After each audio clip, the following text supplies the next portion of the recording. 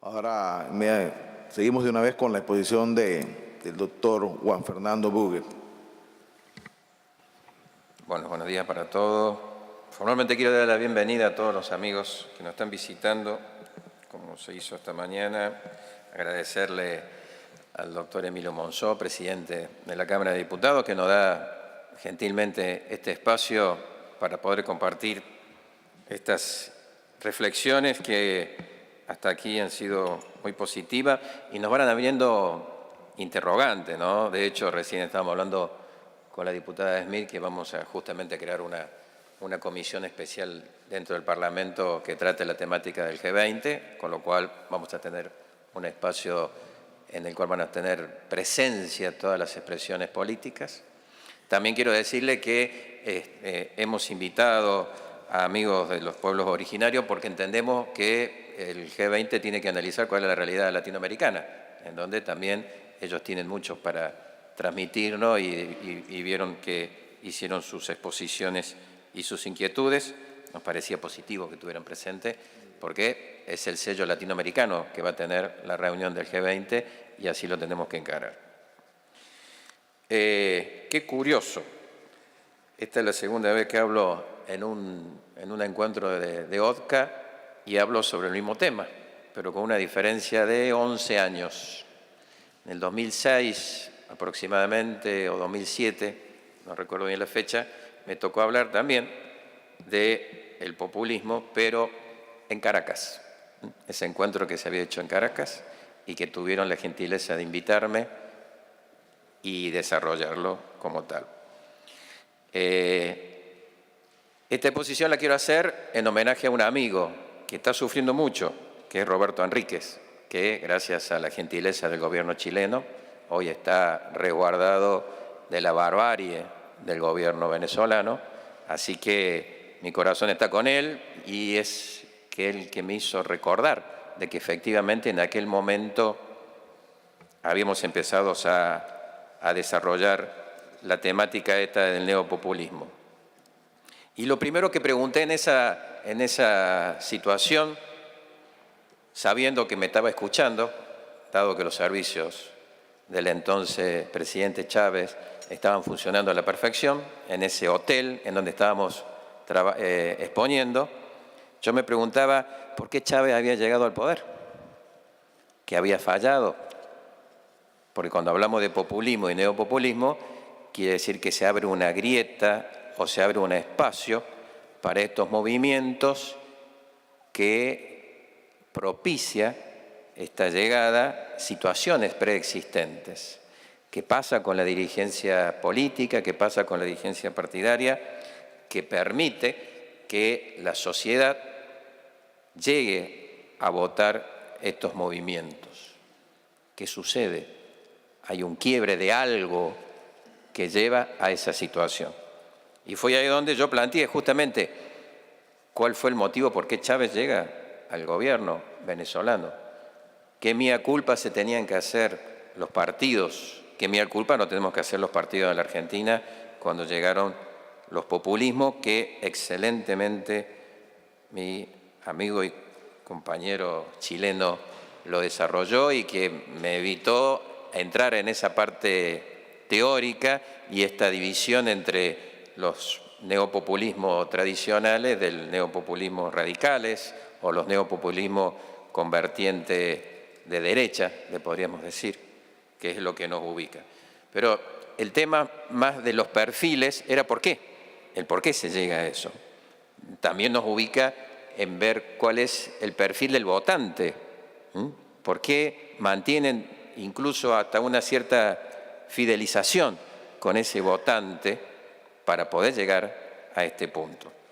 Eso nos ubica de que, obviamente, las estructuras o los regímenes de partidos políticos en nuestros países sufren en algún momento un descreimiento, sufren un quiebre que deja abiertas estas puertas. ¿Y por qué digo los partidos políticos? Porque son justamente estos movimientos los que no tienen en cuenta los partidos políticos. Al contrario, aprovechan las debilidades de los partidos políticos y porque básicamente una de las características es ser antipartidarios, antipolítica. El neopopulismo, el populismo es antipolítica. Quiere decir que cuando está en crisis el sistema de partido de un Estado, irrumpen estos movimientos. Lo cual nos lleva a la reflexión, ¿por qué entra en crisis los sistemas de partido? Quiere decir que hay un error, hay un problema de fortalecer o hay quizás excesivo fraccionamiento de los partidos en diferentes partes internas o en otros partidos. En la República Argentina está sucediendo. Los grandes partidos tradicionales se están fraccionando en diferentes partidos. ¿Y eso por qué? Por los liderazgos, en donde pasa a tener mayor preponderancia la figura del líder y no la figura del partido. Entonces, al tener preponderancia la figura del líder, ese líder que no es contenido por un partido, es fácil, va, se busca otro partido. Si total, ese es el líder. Atrás de él viene la fidelización de los que lo siguen, de que lo votan. O sea, esos son panoramas que hay que tener en cuenta porque siempre estamos trabajando sobre los efectos, pero no estamos trabajando sobre las causas. Los regímenes políticos tienen sus causas, no nacen de un repollo, vienen de un devenir histórico y en algún momento irrumpen. ¿Y por qué irrumpen? Eso nos tenemos que preguntar. En este contexto, y complementando lo que decía nuestro compañero de panel, decimos que el neopopulismo tiene diferentes visiones en lo que respecta a aspectos concretos. Por ejemplo, con el Estado tiene un intervencionismo, pero ahora direccionado. El neopopulismo no es un intervencionismo abierto y amplio como era el populismo tradicional, sino que es direccionado, porque ahí es donde entra a dejar en libre juego algunos aspectos, pero en otro es profundamente direccionado. En lo que respecta a la economía, y viene el concepto de proteccionismo también relativo, porque si vemos la situación de Trump, que acá se mencionaba, que puede incluirse en uno de estos nuevos movimientos, vemos que es también un proteccionismo económico relativo. En lo que hace a lo político, por supuesto, negación de los partidos políticos, son antipartidarios, utilizan estructuras partidarias, pero una vez que llegan al poder, los partidos políticos dejaron de ser. Es como vieron el cohete que sirve para llevar al satélite fuera de la atmósfera. Bueno, lo mismo. El partido político para ellos sirve para eso, para llegar a salir al espacio y después ya no sirven más. Después ya tienen vida propia y se desconectan con las estructuras partidarias. Y en la relación con el mundo, una integración selectiva. Ellos se integran, los neopopulismos se integran con el mundo, pero en forma selectiva, según el modelo que elijamos. Si es un populismo radical, como bien se mencionó acá, o si es un populismo o el neopopulismo, ¿no?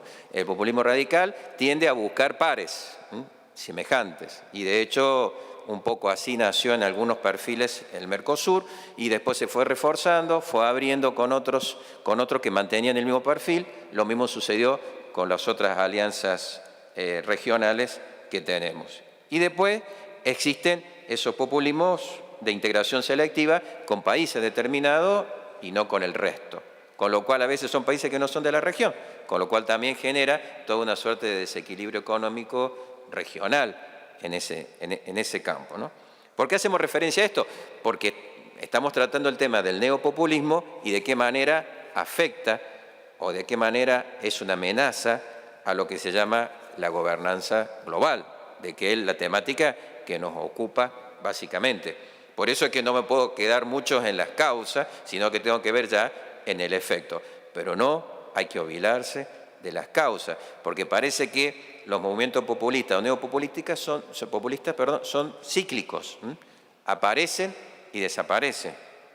Son como el cometa Halley, como decía yo, o sea, tienen cierto tiempo en donde vuelve a aparecer y tienen sus efectos, pero también tiene una atracción, y esa atracción es que está dada muchas veces por los motivos que llevan a su aparición. Bien delineó nuestro amigo y compañero del panel cuáles son las características del populismo, la figura del líder, el dejar de lado a los partidos políticos, el reemplazo de los mismos por organizaciones sociales, la práctica clientelista, que es lo que lleva a la fidelización, el contacto directo con las masas, que hoy a través de los medios de comunicaciones, bueno, vienen las famosas cadenas, o sea, de todos los días o de una vez a la semana, el contacto del líder en esos programas de varias horas, en donde más que un contacto es una bajada de línea, o sea, es una manifestación de qué es lo que quiere hacer.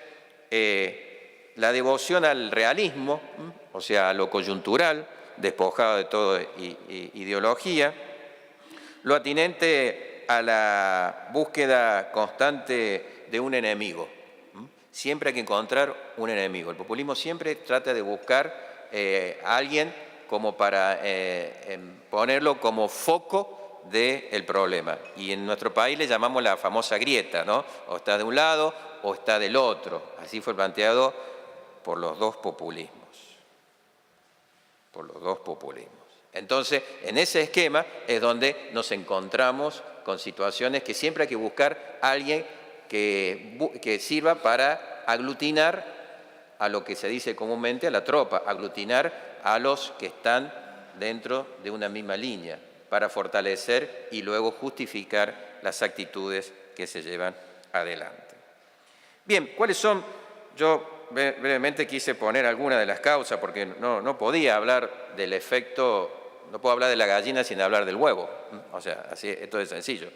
Entonces, una de las causas fue la irrupción del principio de igualdad, cuando se produce en jaque este principio de igualdad y se producen grandes desigualdades sociales, cuando el régimen estructural de partidos políticos no da respuesta a la sociedad, cuando la dirigencia no da respuesta a la sociedad. Los problemas económicos, los descontentos de la población frente a la política, frente a los dirigentes políticos.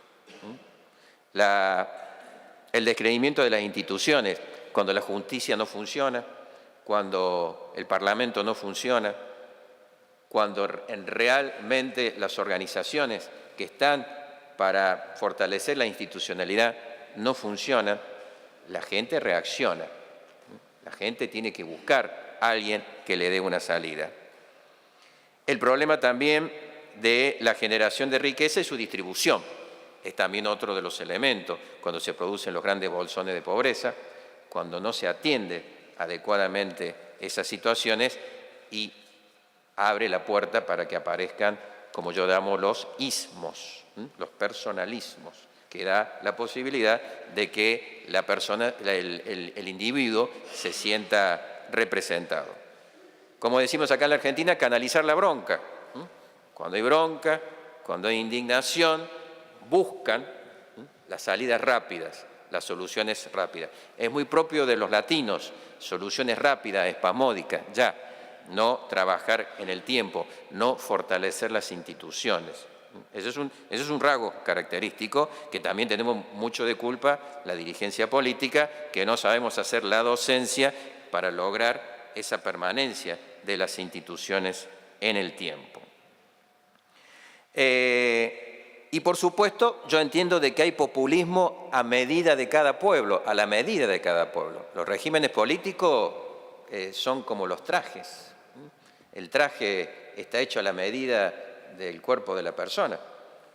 Y eso lo que lleva a que haya populismo que tengan también ese traje a medida, que no necesariamente podamos hacer una línea intermedia. Mire, acá yo conseguí un trabajo que se los recomiendo que lo vean, que es del Instituto Iberoamericano, en donde ellos tratan de cuantificar las características que identifican a un sistema neopopulista. Entonces hacen como un cuadro, ¿no? Entonces van poniendo si hay o no participación de los partidos políticos, si la justicia funciona, si el Parlamento funciona, la relación, la comunicación del líder con las masas, el tema del clientelismo, la falta de una ideología, y van tratando de cuantificar. Bueno, nunca dan los números iguales.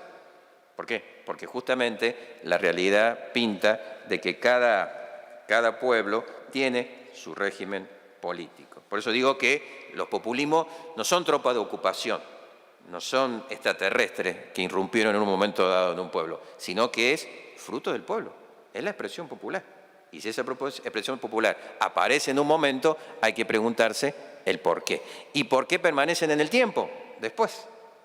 Porque también es la característica es la permanencia en el tiempo y buscar siempre la relación clientelista que le permita esa fidelización.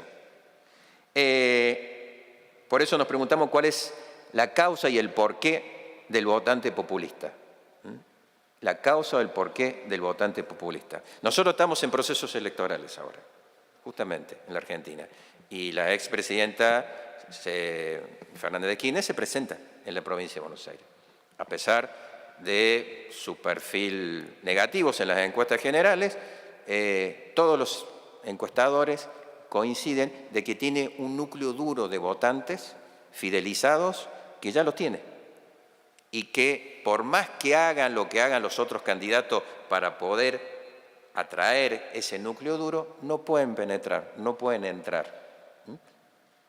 Hay una fidelización, una clara fidelización, a pesar de las graves críticas que se le ha hecho a su gobierno, no se puede penetrar. Entonces hay que preguntarse en qué responde eso. Bueno, y con relación concretamente a este esquema que nos pidió la organización de que avancemos, porque por supuesto sobre el neopopulismo se pueden hablar muchas cosas, a mí me pareció importante señalar qué pasa con la posibilidad material e ideológica de una gobernanza mundial. Si hablamos recién de que los populismos son trajes a medida de los pueblos, ¿cómo hacemos para lograr una gobernanza mundial? La gobernanza tiene que partir de objetivos, no queda otra. ¿Por qué? Porque parte del consenso de los pueblos. La gobernanza no puede partir de líderes exclusivamente, porque va a ser efímera. Cuando ya no estén esos líderes, va a desaparecer. Y para que eso suceda hay que identificar, como bien dicen muchos autores, cuáles son los bienes públicos globales. ¿Qué es lo que tenemos que defender? ¿Atrás de qué bienes tenemos que dirigirnos? Y algunos autores nos dan alguna pista. Entre ellos, por supuesto, la vida, la salud, la alimentación, la educación, la libertad, el ambiente, como bien se referenció recién, y la democracia participativa y pluralista. El hecho de que, vieron que al principio nosotros dábamos por entendido que la democracia era participativa, no, hubo que colocarle también participativa. Dimos por hecho que una democracia participativa tenía diferentes expresiones, no, tuvimos que colocarle también el adjetivo de pluralista. Y ahora, ¿qué tenemos que agregarle? El objetivo de global. Entonces, la democracia va a ser participativa, pluralista y global. La democracia global significa de que todos los estados tengan esa parte de opinión, tengan esa posibilidad de decir hacia dónde se tienen que dirigir el cuidado de que de estos bienes, que bien llamamos bienes públicos, porque no pertenecen a uno, sino que pertenece a toda la humanidad y que son globales. Por eso que existe una imposibilidad material e ideológica de un gobierno mundial si no se dan estos presupuestos. Vamos a estar dependiendo de grandes líderes, pero que son efímeros. ¿Cuáles serían los caminos a seguir partiendo de este presupuesto? Entonces surge la idea de una forma de relacionarse entre los estados diferentes. Las organizaciones internacionales son el ámbito propicio para ello, pero yo creo que tiene que haber un grado más permanente de relacionamiento. Las reuniones de la ONU son esporádicas en comparación de las necesidades que se van presentando. Por eso estos esquemas de G20 no tienen que olvidar los esquemas regionales que cada continente tiene y al contrario, integrarlo. Por eso me parece positivo de que el G20 mire hacia Latinoamérica y permita que de aquí le vayamos dando nuestra visión. Acordar conjunto, ¿qué cosa? Prácticas, porque de eso se trata. Poder resolver las problemáticas que señalamos recién sobre los bienes públicos globales significa prácticas, no teorías, no grandes documentos internacionales, sino decir el cómo vamos a aplicar. Y esas prácticas son las que van a bajar a modo de recomendación a los estados. Ya sabemos que el gobierno mundial es una quimera, es algo imposible, pero sí la posibilidad de ponerse de acuerdo sobre esas prácticas de buena gestión que va en lo social, en lo económico, en lo político y en el respeto de los derechos humanos, como bien aquí se desarrolló, ¿no? Por eso la cooperación está dada no solamente que esas prácticas sirvan para lo permanente, sino también prever lo que yo llamo válvulas de seguridad para canalizar cuando se produzcan las presiones sociales, las presiones políticas, porque esas prácticas también tienen que entender, en definitiva, a beneficiar a las personas, no a los gobiernos. En ese esquema, obviamente que se tiene que apuntar a lograr la calidad de vida de todos los habitantes del mundo. Parece difícil, lo sé que parece difícil, pero si estamos hablando de un concepto de gobernanza mundial, esas prácticas tienen que tender a lograr equiparar el acceso a los bienes fundamentales, para lo cual fundamental hay que fortalecer las organizaciones internacionales. ¿Cuáles son los riesgos globales? Mire, el Foro Económico Mundial en el 2016 nos señaló cuáles son los riesgos actuales globales. ¿Cuáles son los riesgos actuales globales? Primero, por supuesto, puso el cambio climático. La energía la consideran hoy como un riesgo global. La escasez de agua, la migración, las armas de destrucción masiva. No olvidemos que ahora hay como una suerte de escalada en el tema. Y los conflictos sociales. Son estos aspectos los que fueron señalados como hoy los riesgos globales existentes. ¿Cuáles son los desafíos de esta gobernanza mundial? El primer desafío es construir una ética cívica transnacional. El tema de la corrupción, y por ahí quiere caminar el G20. Pero hay que construirla esa. Y no solamente se construye con leyes, se construye con cultura. Si no tenemos la cultura de la transparencia, vamos a tener miles de leyes, pero lamentablemente no se van a poder practicar. Consensuar valores universales con una visión integradora de los pueblos, con el fin último, ¿cuál? De la justicia social, porque en definitiva lo que se persigue es la justicia social. Crear mecanismos de control del poder global, porque cuidado, hablamos de poder, pero no hablamos de control. ¿Quién controla ese poder? ¿O se autocontrola? Yo no soy amante del autocontrol y además soy escéptico del autocontrol. Lo veo desde la Comisión de Comunicaciones cuando hablamos de las redes sociales y citamos a Internet, a Facebook, a Google, todos, y nos hablan, no, nosotros nos autorregulamos, nos autocontrolamos. Es una mentira, porque hoy estamos frente a un grado de vulnerabilidad inmenso, en donde va a tener que surgir un control. Por eso hablamos de redefinir lo que es el constitucionalismo. Tuvimos un constitucionalismo clásico, tuvimos un constitucionalismo social, y hoy tenemos un constitucionalismo global que nos permita determinar. El constitucionalismo nació con la intención de limitar el poder. De eso se trató. La Revolución Francesa, hasta acá, nos planteó la necesidad de que existiera un control sobre el poder, para que el hombre no se comiera al hombre, ni el Estado se comiera al hombre, y que al hombre se le reconocieran los derechos individuales. ¿Qué pasa en este mundo global con todos esos conceptos? Obviamente que hay que reeditarlos, porque si no, estamos avanzando sobre estos aspectos. Por supuesto, el consenso, como bien dijo acá el amigo, con los gobiernos no es suficiente. Es necesario involucrar a las asociaciones intermedias, es necesario involucrar a las empresas, es necesario involucrar a los sindicatos, porque la gobernanza mundial no es un tema de gobiernos, es un tema de sociedades, y la sociedad está integrada por todos esos actores y partícipes. Por último, porque no quiero cansarlos, es saber también qué grado de aceptación tienen los pueblos esto de la gobernanza global. No baja. Yo creo que ese es el gran desafío del G20, comunicarles a la sociedad para qué sirve.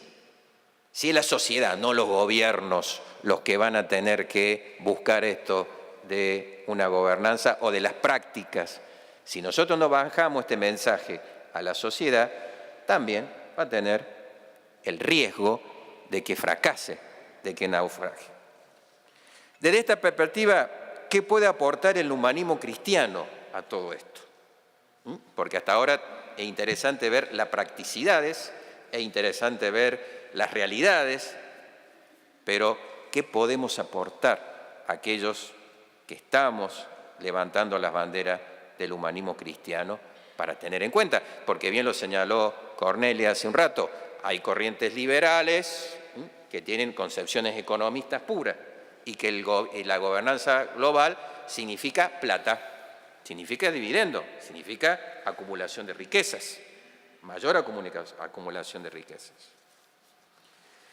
Para ello, me parece algo fundamental la opinión del Papa Francisco, sobre todo en esos 4 postulados, 4 principios de la Evangelii Gaudium, pero principalmente me voy a detener, para no cansarlos, en uno solo de ellos, que tiene una relación directa con lo que estamos tratando, cuando el Papa en el 4.º postulado dice, el todo es superior a la parte. El todo es superior a la parte. Pero, ¿de qué manera ese todo es superior a la parte? Haciendo referencia a esto, a la gobernanza global y a los bienes públicos globales de que hablaba recién. ¿Qué dice el Santo Padre? Siempre hay que ampliar la mirada para reconocer un bien mayor que nos beneficiará a todos, pero hay que hacerlo sin evadirse, sin desarraigo de la realidad. Es necesario, dice, hundir las raíces en la tierra fértil y en la historia de los propios lugares, que es un don de Dios. Se trabaja en lo pequeño, en lo cercano, pero con una perspectiva más amplia. Aquí el Papa está reconociendo de que existen bienes generales, reconociendo que no hay que olvidarse de lo local, pero también hay que estar en esa gran casa que es el mundo y que yo creo que por ahí debe pasar este aspecto. Sé que tenemos una tarea difícil de ahora en más, sé que la República Argentina como anfitriona del G20 va a ser la voz cantante de los pueblos latinoamericanos, de todos los pueblos latinoamericanos, porque parece que siempre no han querido dividir pueblo A, pueblo B, no, de todos los pueblos latinoamericanos con su carga histórica, con su carga genética, con su diversidad, para poder determinar un nuevo perfil que los involucre a todos, pero respetando también nuestras particularidades. Muchas gracias.